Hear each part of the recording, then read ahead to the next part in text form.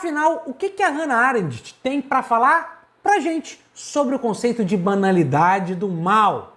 Enfim, sou o Felício Molinari e esse é o Filosofia Explica de hoje. A filósofa judia Hannah Arendt é muito importante em todo o pensamento filosófico e, sobretudo, filosófico político durante o século XXI. Sua obra teve um impacto gigantesco, principalmente na análise do fascismo e do nazismo depois da Segunda Guerra Mundial. Ela já conseguia ali já desenvolver suas teses, seus pensamentos antes da guerra, mas, como eu disse, realmente seu impacto maior vai ser depois da guerra, sobretudo por conta de alguns dos seus livros, como As Origens do Totalitarismo e, sobretudo, um que eu gosto muito, que é O Julgamento de Eichmann. Pois bem, uma das ideias mais conhecidas da Hannah Arendt é o conceito de banalidade do mal, e é sobre esse conceito, muito até mal interpretado, que a gente vai se ater neste vídeo. Mas antes de a gente explicar aqui o que é o conceito de banalidade do mal para Hannah Arendt, eu já te faço o convite. Se por um acaso você tiver alguma sugestão de vídeo, alguma dica, enfim, quiser conversar comigo, você pode deixar aqui a sua sugestão nos comentários desse vídeo aqui no YouTube, ou então ir lá no meu Instagram. Lá a gente pode trocar uma ideia, conversar de forma mais direta, mais espontânea. Mas chega de papo, vamos direto aqui explicar o que é esse conceito de banalidade do mal, tão importante não só ali para aquele contexto da primeira metade do século XX, mas até hoje muito importante para a gente entender um pouco de como se dá a maldade na sociedade contemporânea e como foi possível, por exemplo, o nazismo. Então é um conceito muito importante para as análises políticas atuais, ok? Vamos lá. Bom, primeira coisa que a gente tem que parar para pensar aqui, já dizer de pronto, é que o conceito de banalidade do mal, ele aparece nos escritos de Hannah Arendt, no escrito O Julgamento de Eichmann. O que é esse escrito? O que é esse livro? Do que esse livro fala? Bom, Eichmann foi um general nazista, ele foi encarregado ali de dar, digamos, a solução final, digamos, apagar as cenas do crime, muitas vezes transportar judeus para Auschwitz, enfim, ele foi capturado durante a década de 70, e aí a Hannah Arendt vai em Jerusalém, onde iria acontecer o julgamento de guerra do Eichmann. Professor, não estou entendendo, explica para mim melhor? Pois bem, Eichmann era um general nazista, ele cometeu crimes de guerra e havia sido montado anos depois que capturaram o Eichmann na Argentina, capturaram e iriam julgá-lo e condená-lo pelos seus possíveis crimes, os crimes que ele teria cometido. E a Hannah Arendt, como judia que era, vai lá, ela estava muito interessada em ficar de frente para esse grande criminoso de guerra que era o Eichmann. Volto a dizer, ele que foi responsável pela morte de milhões de judeus, ou sobretudo por transportá-los. E no livro a Hannah Arendt vai lidando ali com aquela situação, né? Aquela situação de enxergar aquela pessoa ali no julgamento e discorrer sobre o que ela via. É engraçado notar que o conceito de banalidade do mal, embora ele seja muito importante, ele aparece só no final do livro e uma vez só. Mas como assim, Felício? Se ele aparece só uma vez, como é que ele pode ser o subtítulo do livro? Como é que ele pode ter tanta importância? Pois é, aqui eu já te chamo para conversa para você entender um pouquinho do que a Hannah Arendt viu naquele julgamento. Se a gente para e pensa, eu te convido, imagina, a gente vai ter que julgar um nazista, a gente vai para esse julgamento, a Hannah Arendt ela achava que ela ia encontrar ali um monstro, uma pessoa assim muito monstruosa, muito, enfim, uma pessoa de uma monstruosidade muito grande. Só que quando ela chega e começa a ver a entrevista e o julgamento do Eichmann, entrevista não, né? As perguntas que eram feitas a ele e ele vai respondendo, ela percebe que ali não tinha um grande monstro. E sim, tinha só mais um burocrata. Sim, uma pessoa normal como eu, como você, que era, não seria assim como eu, como você, né? Talvez eu esteja pegando aqui um certo exagero, mas não era uma monstruosidade, não era aquilo que ela imaginava. Ela vê um velho, que responde até com certa educação todas as perguntas e que o tempo inteiro responde que ele só estava cumprindo ordens. Ou seja, quando perguntavam se ele tinha conhecimento do que ele fazia e tudo mais, ele falava que ele tinha mais ou menos, mas que no fundo ele só estava cumprindo ordens. E é daí que Hannah Arendt tem o primeiro choque. Ela via que a maldade, né, sobretudo a maldade do nazismo, ela não estava muitas vezes enraizada no espírito violento, no espírito perverso que quer matar, humilhar, queimar judeus, exterminar um povo inteiro. Não era. Muitas vezes a maldade ela não tinha raízes tão profundas. A maldade ela se dava num nível mais banal, mais superficial. Como eu disse, ali estava na figura de um burocrata. E isso é muito importante de pensar esse mal como não enraizado.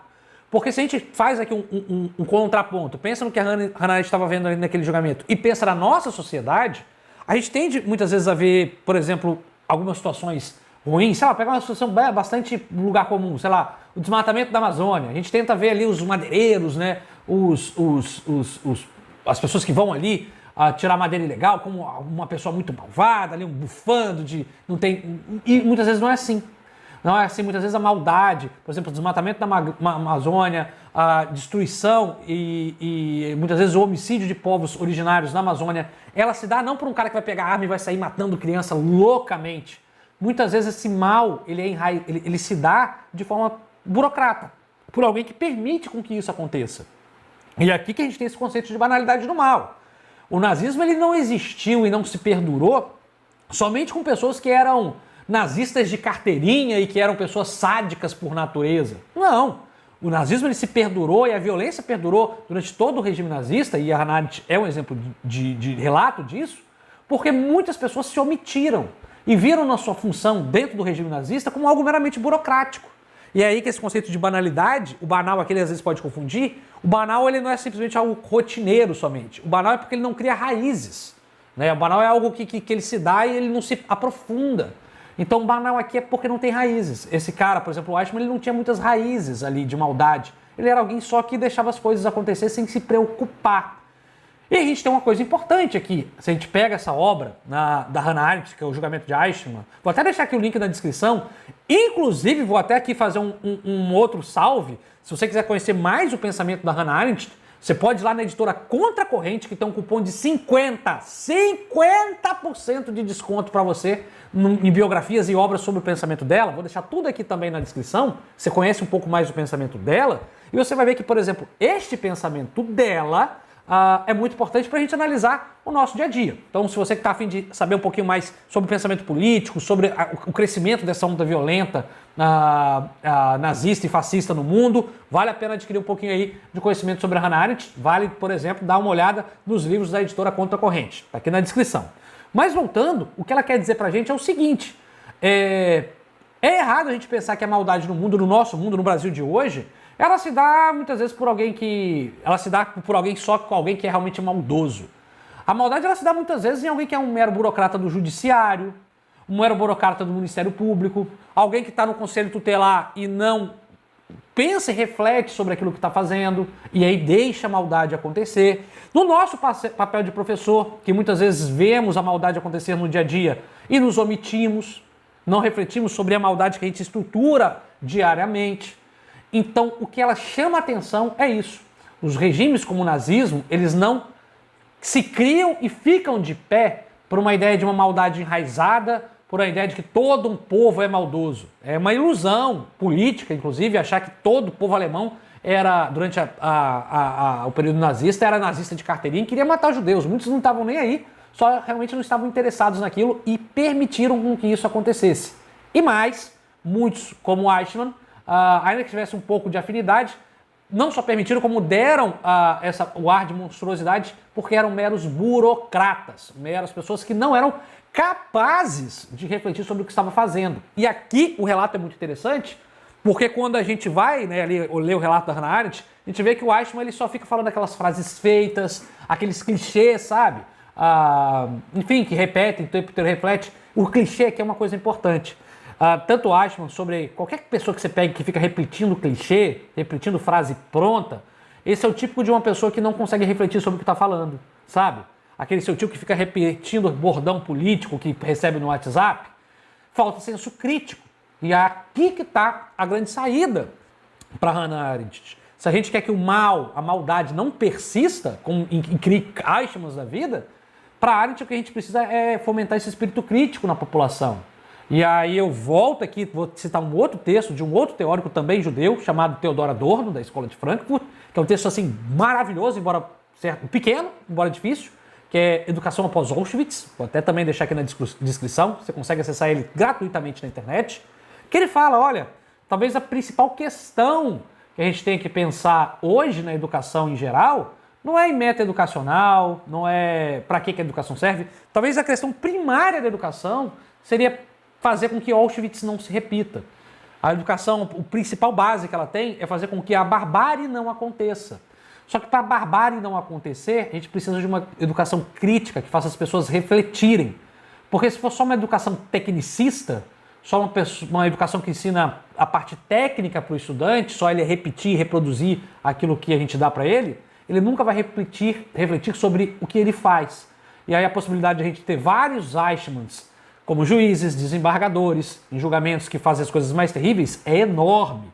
Então aqui está algo extremamente necessário para a educação de base, fazer os alunos refletirem sobre aquilo que fazem, e também para a educação superior, sobretudo aqui a jurídica. Inclusive tem um livro muito bacana da editora Conta Corrente, vai eu aqui fazer propaganda de novo, mas é porque realmente é muito bom, que é o Manual da Educação Jurídica Antifascista. Tá aqui, vou deixar o link na descrição. Porque é isso mesmo, se você é do judiciário, se você estuda direito ou você quer seguir nessa carreira, é muito importante que você reflita sobre o que você faz. Porque senão você fica um operador do direito que não reflete sobre o que faz e pode incorrer em ser um Eichmann, em alguém que é um mero burocrata, seja do sistema judiciário, seja do sistema do poder executivo ou do poder legislativo, que meramente repete as ordens que foram dadas. A gente tem que obedecer certas ordens, é claro, mas antes de obedecer a gente precisa refletir para que a gente não se torne, como disse, Eichmanns, que fazemos perpetuar a banalidade do mal. Então, resumindo aqui a nossa conversa, qual a importância da Hannah Arendt? Então, desse conceito da Hannah Arendt?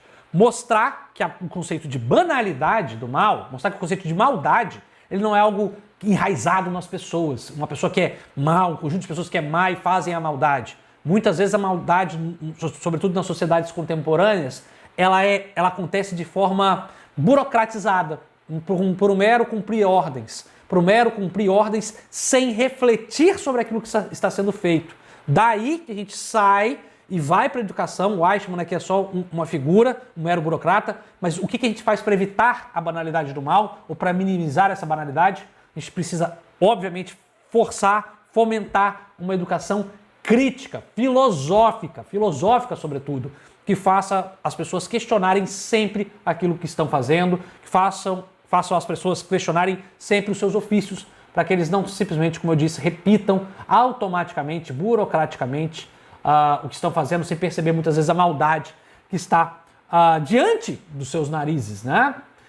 Enfim, é isso. Esse é o conceito aqui breve de banalidade do mal. Apresentação breve do conceito. Vale muito a pena ler esse livro do julgamento de Eichmann. Vale muito, muito, muito a pena conhecer o pensamento de Hannah Arendt. Ela tem um outro livro, como eu disse, maior, que é As Origens do Totalitarismo, que explica como o fascismo, o nazismo, sobretudo, ele cresce num país, ele se instaura no país. É interessante a gente analisar esse conceito das origens do totalitarismo para que a gente nunca repita isso, né?